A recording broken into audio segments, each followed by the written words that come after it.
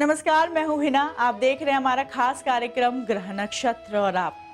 वास्तु शास्त्र में आईना एक अहम भूमिका निभाता है। आईने को सही जगह पर रखने से घर में सुख शांति से लेकर पैसे की कभी कमी नहीं होती। घर के अलग अलग कोने में आईने को रखने से अलग अलग फल की प्राप्ति होती है। लेकिन अगर वास्तुशास्त्र के अनुकूल जगह पर आईने को नहीं स्थापित किया है तो इससे कई सारे दुष्प्रभाव हमारे घर और हमारे परिवार पर पड़ सकते हैं। आज के एपिसोड में हम बात करेंगे कि आईने को घर के अलग अलग जगह पर रखने से क्या प्रभाव हमारे जीवन पर पड़ेंगे। दर्पण का दिशा और स्थान से क्या है कनेक्शन? सही दिशा में रखा दर्पण देगा आपको धन और वैभव। दर्पण डाल सकता है नकारात्मक प्रभाव।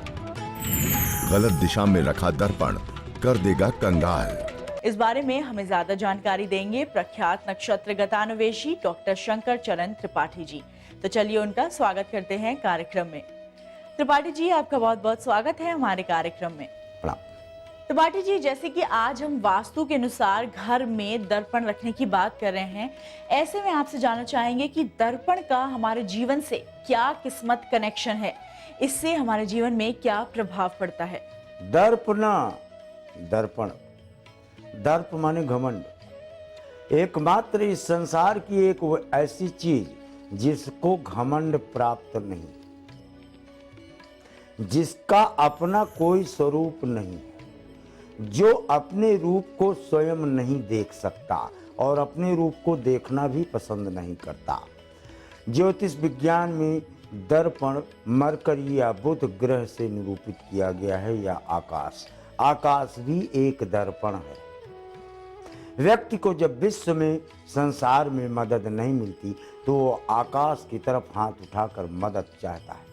आपका रूप कैसा है और आपका मूड कैसा है, आपके वस्त्र कैसे हैं, आपके भाव भंगिमाएं कैसी हैं, इन चार चीजों को अगर कोई बता देता है तो वो है दर्पण। उल्टा करो, नपरद। नपरद जो ऊपर से नीचे भर फीता लेकर लंबाई चौड़ाई ऊंचाई, हंसाई रुलाई, हर तरह की भाव भंगिमा, जो कभी झूठ न बोले, वो दर्पण है। आपने सुना होगा, face is an index of heart. साहित्य जैसे समाज का दर्पण होता है, साहित्य समाज का दर्पण होता है, उसी तरह से व्यक्ति का चेहरा हृदय का दर्पण होता है। इसलिए दर्पण कभी झूठ नहीं बोलता, क्योंकि वो हृदय को प्रतिबिंबित करता है। सिद्ध हो गया। दर्पण घर में कहाँ रहना चाहिए, कहाँ रखा जाना चाहिए, कहाँ पर दर्पण रखने से आपको प्रसन्नता होगी और कहाँ पर दर्पण रखने से आपको दुखी होंगे। डू यू नो, आपने कहानी कभी सुनी होगी कि पहले आकाश बहुत नीचे था, बादल की तरह रोज इतनी नीचाई पर आ जाता था, और किंवदंती नहीं है, यह वास्तविकता है। और किसी कारण से किसी के सिर से टकराने के बाद ये इतनी ऊंचाई पर जा चुका है, मैं उस क्षेपक को नहीं लाना चाहता कि ये मरकरी हो गया। ये न स्त्री रह गया आकाश और न पुरुष। ये दिखता तो विशालकाय है दर्पण, लेकिन ये छोटी सी छोटी सूक्ष्म भाव भंगिमा को भी जैसी आकृति और रूप आप बनाएंगे, वैसा ही स्वरूप आपके सामने कर देगा ये दर्पण। त्रिपाठी जी, यहाँ आपने प्रभाव की बात की। अब आपसे जानना चाहेंगे कि वास्तु के अनुसार दर्पण को रखने से कैसे हमारे जीवन में शुभ फल आएगा, इसे किस दिशा में रखना चाहिए और किस तरीके से रखना चाहिए, ये हमारे दर्शकों को बताइए। दर्पण घर में समक्ष होने पर शयन कक्ष में व्यक्ति अपने ही व्यक्ति को शत्रु समझने लगता है, चाहे वो स्वयं पत्नी और बच्चे ही क्यों न हो। दक्षिण दक्षिण पूर्व, उत्तर उत्तर पूर्व, इन दिशाओं पर दर्पण रहने से समृद्धि सूचक माना गया है। वॉश बेसिन अगर दक्षिण दीवार पर हो तो वहां दर्पण अवश्य रखें, जो धन हानि रोकेगा। बाथरूम में दर्पण कदापि नहीं होना चाहिए, गलती से भी नहीं होना चाहिए। और किस दिशा में? किस दिशा में? उत्तर और उत्तर पूर्व दिशा में ही दर्पण बाथरूम में या शयन वॉशरूम में होना चाहिए। दक्षिण की दीवार में गलती से भी दर्पण ना हो, अन्यथा धन हानि तो छोड़ो, बाथरूम में गिर गिर करके आपकी पसलियां और हड्डियां टूटती रहेंगी। त्रिपाठी जी, जैसे कि हर चीज के दो पहलू होते हैं, ऐसे में माना गया है कि घर के द्वार पर दर्पण लगाने से घर में गुड लक आता है या अच्छी चीजें होती हैं। ये कहाँ तक सच है? बुधादित्य योग, सूर्य और बुध का बुधादित्य योग हमेशा घर के मुख्य द्वार यानी प्रथम दरवाजे यानी पूर्व से होता है। अगर वहाँ दर्पण होगा और उस घर का मकान पूर्वाभिमुखी हो तो बुधादित्य योग होने से उस घर में कभी भी निष्क्रिय निष्प्रयोज्य ऊर्जा का प्रवेश सर्वथा असंभव नहीं है।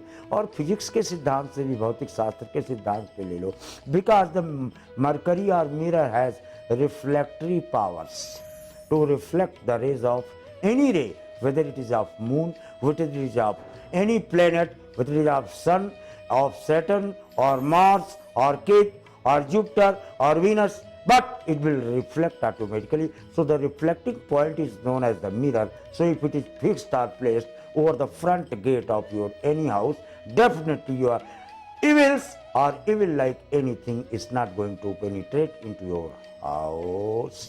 त्रिपाठी जी, जैसे कि कई बार हम घर के किसी भी कोने में दर्पण लगा देते हैं बिना ये सोचे कि उसका हमारे परिवार में क्या प्रभाव पड़ेगा। ऐसे माना जाता है कि कंप्यूटर या टीवी के सामने दर्पण लगाने से परिवार में कलेश होता है। इसके पीछे क्या कारण है? वो तो छोड़ दो, आप अपने कंप्यूटर में केवल एक आर्टिफिशियल ग्लास लगा लो। लोग लगवा देते हैं कि इसका पर्दा न खराब हो, ठीक है। आप अपने फोन को बचाने के लिए, ईयरफोन को बचाने के लिए उसमें एक और ग्लास लगवा देते हो ऊपर से। मैं ये दोनों चीजें बता रहा हूं, जब तक आप ग्लास उस फोन में नहीं लगवाएं तब तक वो नहीं गिरेगा।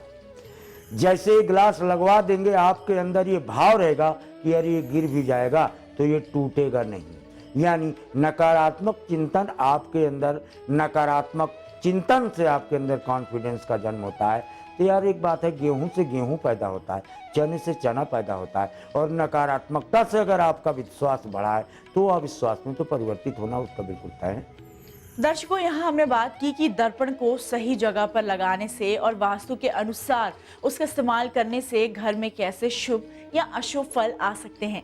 इसके साथ फिलहाल वक्त हो गया है एक छोटे से ब्रेक का। कहीं जाइएगा मत, क्योंकि ब्रेक के उस पार बात करेंगे कि जो बच्चों की पढ़ाई का कमरा है वहां पर दर्पण को कहां लगाना चाहिए। जुड़े रहिए हमारे साथ, देखते रहिए हमारा खास कार्यक्रम ग्रह नक्षत्र और आप।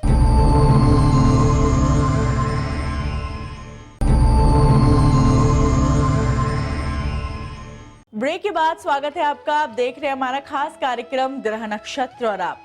हमारे घर की हर एक छोटी से छोटी चीज का पूरा प्रभाव हमारे जीवन पर पड़ता है। यहाँ पे हम बात कर रहे हैं कि वास्तु के अनुसार हमें दर्पण यानी आईने को घर पे कहाँ लगाना चाहिए। अब हम बात करेंगे इस सिलसिले में कि बच्चों के स्टडी रूम में यानी उनके पढ़ने का जो कमरा है वहां पर दर्पण कहाँ और कैसे लगाना चाहिए। तो चलिए जानकारी लेते हैं त्रिपाठी जी से। त्रिपाठी जी, आपसे जानना चाहेंगे कि बच्चों के स्टडी रूम में दर्पण को कहाँ लगाना चाहिए।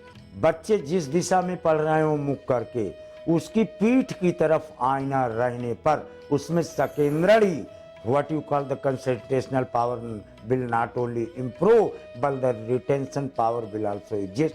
कोई जरूरी नहीं कि आप कितना केंद्रित है, आप कितना मस्तिष्क में रखते हैं वो ज़्यादा महत्वपूर्ण होता है। और पश्चिम की तरफ दर्पण अध्ययन कक्ष में लगाने पर व्यक्ति अध्ययन कम ही करे लेकिन रिटेंशन यानी उसकी याददाश्त बहुत मजबूत हो जाती है। इस कड़ी में आपसे जानना चाहेंगे ये अंतिम और महत्वपूर्ण सवाल कि दर्पण का जो आकार और उसका प्रकार होता है उसका भी कहीं ना कहीं पूरा प्रभाव हमारे जीवन पर पड़ता है। ऐसे में किस आकार और किस प्रकार का दर्पण हमें घर में इस्तेमाल करना चाहिए जिससे कि हमारे घर में खुशहाली आए और हम सभी कष्टों को घर से दूर कर पाए। इसके लिए तो आप मीरा की ड्रेस में चले जाओ या राजस्थान की ड्रेस में चले जाओ। अगर आपके कपड़ों में दर्पण लगे हैं छोटे छोटे, आप आकृष्ट ही नहीं होंगे, आप चमकेंगे ही नहीं, अपितु नसीब भी आपका दमदमाता रहेगा।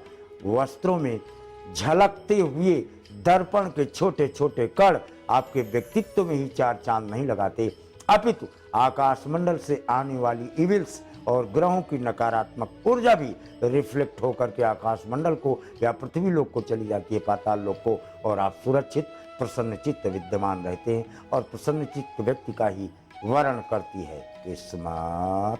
गोलाकार द बेस्ट माना गया है, चौकोर आकार द बेस्ट माना गया है, रेक्टेंगुलर गलती से भी न रखा जाए। रेक्टेंगुलर दर्पण धन नाशक ही नहीं, स्वास्थ्य बर्बाद करके रख देता है। खड़ा हुआ दर्पण एब्सोल्यूट रेक्टेंगुलर होता है, ये घर की बर्बादी का मुख्य सूचक कहा गया है। ये केवल श्रृंगार रूम तक तो सीमित रह सकता है, लेकिन अगर शयन कक्ष में ले गए या वॉशरूम में ले गए रेक्टेंगुलर ग्लास या दर्पण आपको परेशानी में डाल सकता है। दर्शकों, यहाँ हमने बात की कि वास्तु के अनुसार आपको घर में कैसे अपने दर्पण को लगाना है, उसका क्या आकार और क्या प्रकार होना चाहिए। इसी के साथ वक्त हो गया है आज के इस एपिसोड के पहले कॉलर का सवाल सुनने का।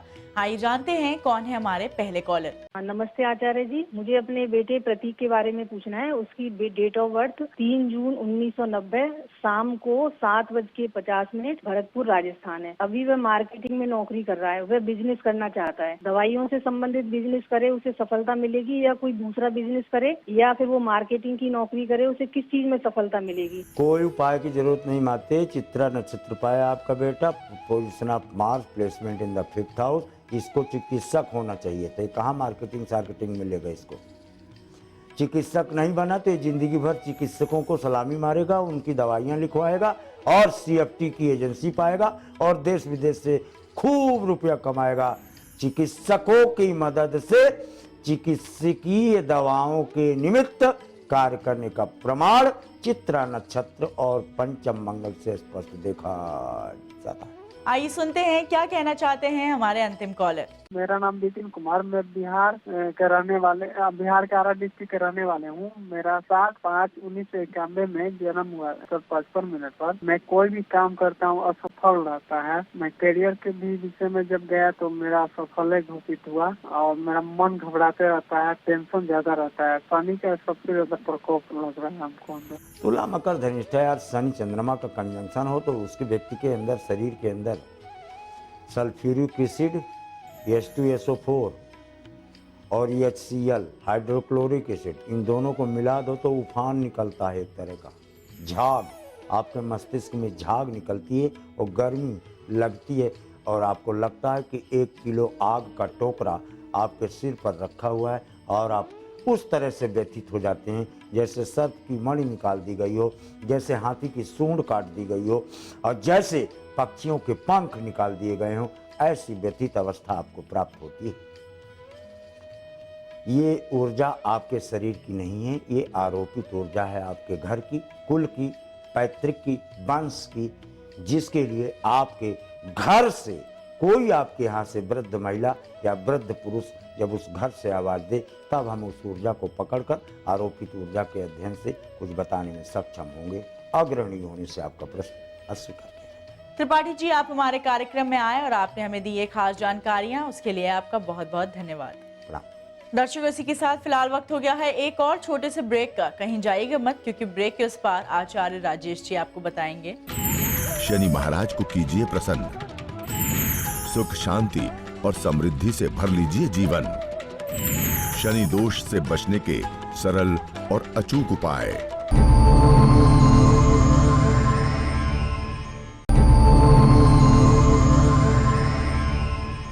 ब्रेक के बाद स्वागत है आपका। आप देख रहे हैं हमारा खास कार्यक्रम ग्रह नक्षत्र और आप। चलिए कार्यक्रम को आगे बढ़ाते हैं और स्वागत करते हैं आचार्य राजेश जी का। राजेश जी, आपको बहुत बहुत स्वागत है हमारे कार्यक्रम में। नमस्कार। आज है 15 अप्रैल, दिन शनिवार। क्या कहता है आज का पंचांग, आइए जानते हैं राजेश जी से। वैशाख मास कृष्ण पक्ष चतुर्थी तिथि शनिवार का दिन है। शुभ समय प्रातः 6 बजे से 7:30 तक, राहु काल प्रातः 9 बजे से 10:30 तक। आज चंद्रमा रहेंगे वृश्चिक राशि में। राजेश जी, जैसे कि माना जाता है कि शनि के प्रभाव से हमारा जीवन कई तरीके से परिवर्तित होता है। जब इसके शुभ फल हमें मिलते हैं तो हमारे जीवन में कई सारी खुशियां आती हैं, और जब अशुभ फल होते हैं तो अनेक कष्टों का सामना हमें करना पड़ता है। ऐसे में शनि दोष से बचने के लिए क्या कुछ उपाय हैं जो हमें अपनाने चाहिए? आज शनिवार का दिन भी है और चंद्रमा भी आज वृश्चिक राशि के हैं। शनिवार में विशेष रूप से हम ऐसे देव की आराधना करते हैं जिनका कलयुग में अपना एक विशेष महत्व है। वो न्याय के वैद्य होता है। वो बिना न्याय के व्यक्ति को कुछ नहीं मिलता है। और जब हम न्याय के पथ से अलग हटकर दूसरे पथ पर चलना शुरू करते हैं तो शनि हमें सदैव ही दंडित करते हैं। और यही कारण है कि शनि की 7.5 में, शनि के ढैया में वह लोग अधिक प्रभावित होते हैं जो झूठी गवाही देते हैं, पैसे रिश्वत के रूप में लेते हैं, नाना प्रकार से लोगों को तंग करते हैं। ईमानदारों के साथ इसमें फ़ायदा होता है, बेईमानों के साथ इसमें नुकसान होता है। लेकिन कई बार गेहूं के साथ घुन भी पिस जाता है और ऐसे समय में शनि का दोष आप पर बन जाता है। तो शनि के दोष की निवृत्ति के लिए शनिवार के दिन काले तिल पहले चलाएं और उसके ऊपर से तिल का तेल भगवान शनि महाराज पर आप चढ़ाना शुरू करें। आपकी समस्याओं का निदान होना शुरू होगा। उसके साथ ही शनि महाराज के सामने संकल्प लें कि जो गलती आपने पहले की थी वह गलती वापस नहीं होगी। तब जाकर कहीं आपको उस पाप से, उस श्राप से मुक्ति मिलती है। अन्यथा शनि दंडित किए बिना नहीं रहते हैं। यहाँ पे हमने जाने कुछ खास उपाय जो हमें शनि दोष से बचने में हमारी मदद करेंगे। अब हम जानेंगे कि शनि दोष आखिर होता क्यों है, लेकिन उससे पहले जान लेते हैं आज का राशिफल। राजेश जी, आपसे जानना चाहेंगे कि मेष से लेके कन्या राशियों के लिए कैसा रहेगा आज का दिन और क्या उपाय उनके लिए शुभ फल लाएंगे? मेष राशि व्यक्तियों पर आज के ग्रह योग बहुत शुभ हैं और तरक्की को देने वाले हैं। मात्र स्वास्थ्य का थोड़ा सा ध्यान रखें, बाकी योग अच्छे हैं। आज के दिन को अच्छा बनाने के लिए प्राणायाम अवश्य करें। वृषभ राशि व्यक्तियों के लिए दिन अच्छा है, परिवार से उत्तम लाभ के संकेत हैं। वैसे तो आज का चंद्रमा आपके लिए बहुत शुभ है जो अच्छी तरक्की दे रहा है। आज के दोष को दूर करने के लिए लड्डू का भोग भगवान को लगाकर प्रसाद का वितरण करें। मिथुन राशि व्यक्तियों के लिए आज चंद्रमा शुभ हैं, सुखद हैं और उत्तम फल प्रदान कर रहे हैं। आज आपको मेहनत अधिक करनी पड़ेगी लेकिन सफलताएं सही तरह से मिल जाएंगी। आज के दिन मेहनत से नहीं भागें, उसके लिए हनुमान जी के दर्शन करके घर से बाहर निकलें या उनका ध्यान घर में अवश्य करें। कर्क राशि व्यक्तियों का दिन अच्छा रहेगा लेकिन व्यक्तिगत कार्यों का दिन है। नई जिम्मेवारी हाथ में ना लें, ना ही किसी व्यक्ति को कोई आश्वासन दें, लेकिन अकेले का जो काम करना है वह कार्य संपन्न होगा। आज के चंद्रमा की शुभता के लिए भगवान शिव जी के मंदिर में दूध का भोग लगाएं। सिंह राशि व्यक्तियों को आज सफलताएं मिलेंगी लेकिन अपने अनुभवी व्यक्तियों के मार्गदर्शन में या अपने गुरुओं के मार्गदर्शन में। आज आप अकेले जो निर्णय लेंगे, निर्णय गलत होगा, नुकसान की संभावना है, उसका ध्यान रखें। लेकिन अनुभवी व्यक्तियों से संपर्क करके किसी कार्य का शुभारंभ करेंगे, विजयश्री की प्राप्ति होगी। कन्या राशि व्यक्तियों का आज वाणी पर संयम रखना होगा। विजयश्री आपके बहुत नजदीक आ चुकी है। सिर्फ धैर्य धारण करें, वाणी पर संयम रखें, विजयश्री की प्राप्ति होगी। शनि दोष के उपाय की बात हो गई थी। अब आपसे जानना चाहेंगे कि शनि दोष आखिर होता क्यों है और इससे हमारे जीवन में क्या प्रभाव पड़ता है? शनि के दोष से बचने के लिए सबसे पहला तो सत्य वचन से शनि दूर भाग जाते हैं। तो पहली बात तो यही है। और दूसरा, हनुमान जी की आराधना करने से भी शनि दूर भाग जाते हैं या उनके दोष आपके ऊपर नहीं लग पाते हैं। और तीसरा सबसे बड़ा कारण है, यदि हम आज के दिन तिल का दान करें, तिल की वस्तुओं का दान करें, तेल का दान करें, तेल का छाया दान करें तो ये बहुत शुभ होता है और उससे शनि के दुष्प्रभावों से मुक्ति मिलकर उत्तम फलों की प्राप्ति होती है। अब बात करते हैं अंतिम 6 राशियों की, यानी तुला से लेके मीन राशियों के लिए कैसा रहेगा आज का दिन और क्या कहते हैं उनके सितारे, ये हमारे दर्शकों को बताइए। तुला राशि व्यक्तियों की आज कोई दिक्कत नहीं आएगी, ना धन की होगी, ना कार्य की होगी, ना सहयोग की होगी। आज सभी तरफ से अच्छे सफलताओं की प्राप्ति होगी। लेकिन निर्णय मंगल के कारण थोड़ा सा गलत हो सकता है कि आपकी धारणा ही यदि गलत रही तो प्रभाव दुष्प्रभाव मिलेंगे। जितना आप पॉजिटिव रहेंगे उतना अच्छे फलों की प्राप्ति होगी। वृश्चिक राशि व्यक्ति पर मंगल का परिवर्तन है, चंद्रमा की दृष्टि है, ग्रह योग शुभ है। आप परिजनों के माध्यम से विशेष चीज को प्राप्त करेंगे। परिवार वालों से सलाह लेकर ही कार्य करें, अच्छा होगा। धनुराशि व्यक्तियों का दिन खर्चीला है और यात्राओं वाला है। यात्राएं बहुत अच्छी हैं। विशेष रूप से लग रहा है कि आज आप धार्मिक यात्रा करने वाले हैं या किसी मंदिर में जाकर आनंद उठाने वाले हैं। और जहाँ भी आप जाएं वहाँ बेसन के लड्डुओं का भोग अवश्य लगाएं। मकर राशि व्यक्तियों का दिन बहुत अच्छा है। अच्छा माहौल मिलेगा, अच्छे लोग मिलेंगे, अच्छे सहयोग की आप उम्मीद भी कर सकते हैं। लेकिन जो बात आप रखेंगे या जो आपने किसी व्यक्ति से वायदा किया है उस पर खरे उतरने का प्रयास करें। कुंभ राशि व्यक्तियों का दिन अच्छा है। आपकी मेहनत रंग लाएगी, बल्कि आज आप अपने काम कम करेंगे, दूसरे व्यक्तियों के काम अधिक करेंगे, क्योंकि आज पुण्य प्राप्ति का दिन है और इस पुण्य के माध्यम से भविष्य में आपके कार्य आसानी से संपन्न होंगे। आज धन का दान जरूर करें। मीन राशि व्यक्तियों के लिए संयोग अच्छा है। भाग्य आपका बढ़ रहा है और भाग्य में बढ़ोतरी के लिए भगवान श्री राम जी से अच्छा कोई देव नहीं है। उनकी आराधना करें, उन्हीं के मंदिर में गुड़ चने का प्रसाद चढ़ाएं, आपकी मनोकामना पूरी होगी। राजेश जी, आप हमारे कार्यक्रम में आए और आपने हमें दी ये खास जानकारियां, उसके लिए आपका बहुत बहुत धन्यवाद। धन्यवाद। दर्शकों, इसी के साथ वक्त हो गया है आज के इस एपिसोड को यहीं समाप्त करने का। कल आपसे फिर मुलाकात होगी इसी समय इसी चैनल पे। तब तक के लिए नमस्कार।